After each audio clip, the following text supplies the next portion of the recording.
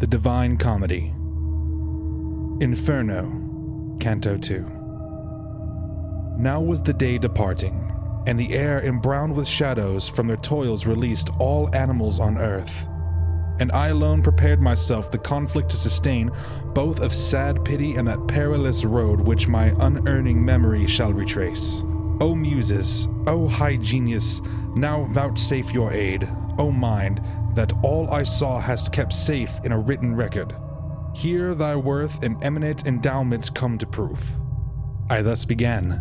Bard, thou who art my guide, consider well if virtue be in me sufficient ere to this high enterprise thou trust me. Thou hast told Silvia's sire, yet clothed in corruptible flesh, among the immortal tribes had entrance, and was sensibly present. Yet, if heaven's great Lord almighty foe to ill, such favor showed in contemplation of high effect, both what and whom from him should issue forth, it seems in a reason's judgment well deserved, sith he of Rome and of Rome's empire wide, in heaven's imperial height was chosen sire, both which, if truth be spoken, were ordained and established for a holy place, where sits who to the great Peter's sacred chair succeeds. He from this great journey in thy song renowned learned things that to his victory gave rise, and to the papal robe. In the after times the chosen vessel also traveled there to bring us back assurance in that faith which is the entrance to salvation's way. But why should I there presume? Or who permits it? Not Aeneas, I, nor Paul. Myself I deem not worthy, and none else will deem me. If on this voyage then I venture, fear it will end in folly. Thou who art wise, better my meaning know'st than I can speak. As one who unresolves what he hath late resolved, and with new thoughts changes his purpose, from his first intent removed.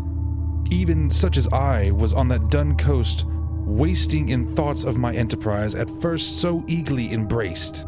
If right thy words I scan, replied the shade magnanimous, thy soul is by vile fear assailed, which oft so overcasts a man that he recoils from the noblest resolution, like a beast at some false semblance of a twilight gloom, that from this terror thou mayst free thyself.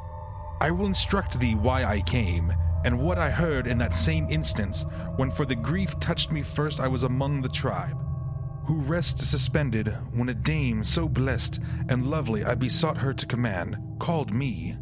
Her eyes were brighter than the star of day, and she, with a gentle voice of soft angelically tuned, her speech addressed.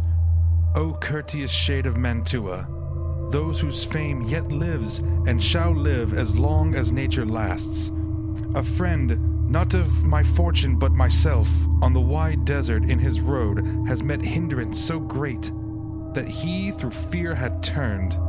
Now much I dread, lest he past help have strayed, and I have risen too late for his relief. From what in heaven I have heard, speed now, and by thy elegant persuasive tongue, and by all means for his deliverance met. Assist him, so to me comfort spring, I, who now bid thee on this errand forth, am Beatrice. From a place I come revisited with joy. Love brought me thence, whom prompts my speech, when in my master's sight I stand, thy praise to him oft I will tell. She then was silent, and I began thus. O lady, by whose influence alone mankind excels whatever is contained within that heaven which hath the smallest orb, so thy command delights me, that to obey, if it were not done already, would seem too late. No need hast thou further to speak thy will, yet tell the reason, why thou art not loth to leave that ample space, where to return thou burnest, for the centre here beneath. She then, since thou so deeply wouldst inquire, I will instruct thee briefly why no dread hinders my entrance here. Those things alone are to be feared wherence evil may proceed, none else, for none are terrible beside. I am so framed by God, thanks to his grace, that any sufferance of your misery touches me not, nor flame of that fierce fire assails me. In high heavens a blessed dame resides, who mourns with such effectual grief that hindrance which I send thee to remove, that God's stern judgment to her will inclines to Lucia, calling her, she thus bespake. Now doth thy faithful servant need thy aid, and I commend him to thee.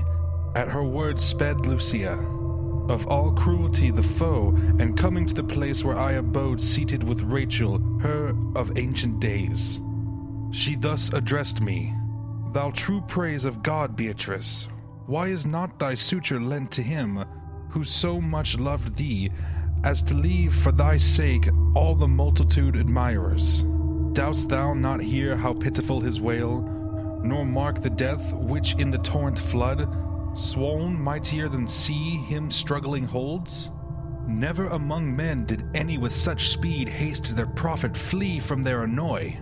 As when these words were spoken, I came here, down from my blessed seat, trusting the force of thy pure eloquence, which thee and all who have well marked it into honor brings. When she had ended, her bright beaming eyes tearful she turned aside, whereat I felt redoubled zeal to serve thee. As she willed, thus I am come. I am saved thee from the beast, who thy near way across the godly mount prevented. What is this that has come over thee then? Why dost thou hang back? Why in thy breast harbor vile fear? Why hast not the courage there, and noble daring, since 3 maids, so blessed, thy safety plan, even in the court of heaven and so much certain good, my words forebode? As flourish by the frosty air of night, bent down and closed when day had blanched their leaves, rise, all unfolded on their spiry seams. So was my fainting vigor new restored, and to my heart such kindly courage ran, that I as one undaunted soon replied, O full of pity she who undertook my succor, and thou kind who didst perform so soon her true behest. With such desire thou hast disposed me to renew my voyage, that my first purpose fully resumed. Lead on, one only will is in us both.